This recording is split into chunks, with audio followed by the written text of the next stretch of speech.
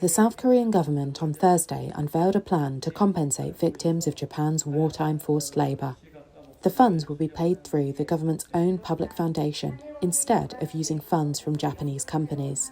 The announcement has prompted a backlash from victims and their families, saying the plan would relieve Japan of its obligation to pay and apologise. The unresolved legacy of Japan's colonisation from 1910 to 1945, including restitution for Koreans forced to work at Japanese firms and in military brothels, has long been a source of contention between the two countries. In 2018, South Korea's Supreme Court ordered Japanese firms to pay reparation to former forced labourers. Although 15 South Koreans have won such cases, none have yet been compensated.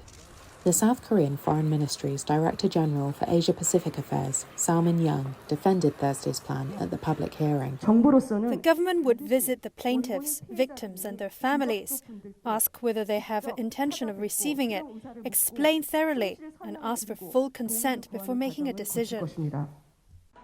The proposals would see the Compensation Foundation funded by businesses that benefited from a 1965 treaty in which South Korea received an $800 million package from Japan.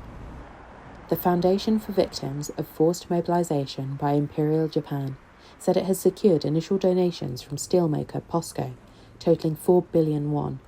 POSCO did not immediately respond to requests for comment.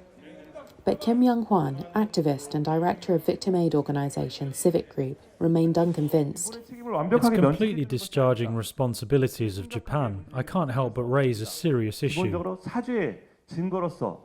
There's no other way to be compensated for their lost youth, so they are saying they want an apology. Tokyo's top spokesperson declined to comment on Seoul's compensation plan or its public hearing, saying they were domestic matters within South Korea. The rows over Japan and South Korea's wartime history have fueled concern over efforts to step up cooperation between the two key US allies to rein in North Korea's nuclear and missile threats.